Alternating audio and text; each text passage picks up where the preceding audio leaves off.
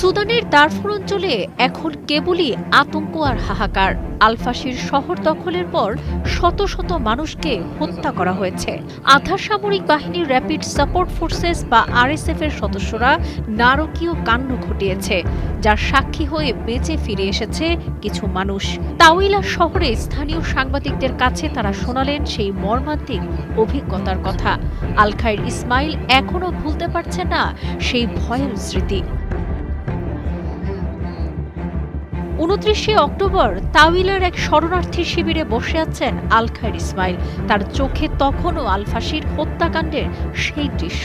খাদ্যদ্রব্য নিয়ে তিনি যাচ্ছিলেন আত্মীয়ের কাছে, ঠিক তখনই তাদের উপর নেমে আসে নারকীয় নির্যাতন। তিনি বলেন, আমরা রাস্তা দিয়ে হাঁটছিলাম, হঠাৎ দেখি শহরটি আরএসএফ এর দখলে চলে গেছে। আমি আমার খাদ্যদ্রব্য হাত থেকে ফেলে দেই। আমার সাথে আরো অনেকে ছিল, তাদের মধ্যে আনুমানিক 8 জনকে হত্যা করা হয়।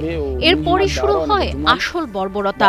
উল্টো মোটরসাইকেলে চড়ে আসা আরএসএফ সদস্যরা আল খাইর সহ আরো অনেককে ঘিরে ফেলে। তাদের নিয়ে যাওয়া হয় গোলো রিজার্ভারে। তিনি জানান, তারা 300 বেসামরিক নাগরিক ও পর্যটককে জড়ো করে, তারপরে একে একে হত্যা করতে থাকে। রোববারের সেই ঘটনায় ভাগ্যক্রমে বেঁচে যান ইসমাইল। খার্তুমের বিশ্ববিদ্যালয়ে পড়া তার এক তরুণ বন্ধু তার পক্ষে সুপারিশ করায় তাকে মুক্তি দেওয়া হয়, কিন্তু সেই মুক্তির মূল্য ছিল ভয়াবহ। ইসমাইল দেখেন তার পেছনে রেখে আসা মানুষগুলোর পরিণতি। ইসমাইল নিথর কণ্ঠে জানান, আমার সাথে থাকা বাকি তরুণ ও আমার বন্ধুদের তারা হত্যা করেছে।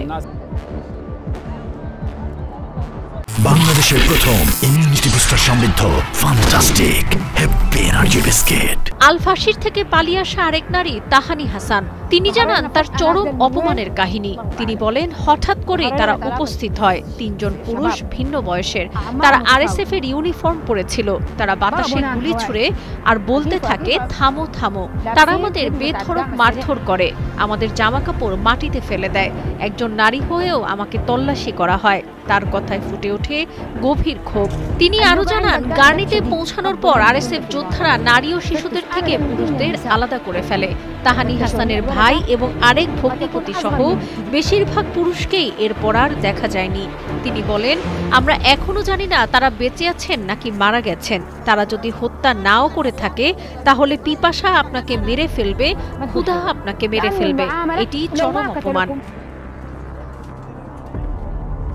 আফরা আহমেদ নামের অন্য এক নারীও একই রকম অনিশ্চয়তার শিকার। তিনি বলেন, আমার 4টি সন্তান আছে। আমরা আমার স্বামীর সাথে রওনা হয়ে গার্নিতে পৌঁছাই। আমার স্বামী এখনো গার্নিতে আছেন। তার ভাগ্যে কি ঘটেছে আমরা জানি না। সুদানের সেনাবাহিনীর জন্য দারফুরের শেষ ঘাঁটি ছিল আল-ফাশি। এটি দখল করা আরএসএফ এর জন্য 1.5 বছরের গৃহযুদ্ধের একটি গুরুত্বপূর্ণ মাইলফলক। শহরটির পতনের আগে থেকেই কর্মীয় বিশ্লেষকরা আশঙ্কা করছিলেন জাতিগত বিভাজনের ভিত্তিতে প্রতিশোধমূলক হত্যার। এখন সে আশঙ্কাই সত্যি হচ্ছে বলে মনে করছেন অনেকে। দারফুর আবার ডুবে যাচ্ছে রক্ত আর অনিশ্চয়তার অন্ধকারে। সাবরিনা কাজী, কালের কণ্ঠ।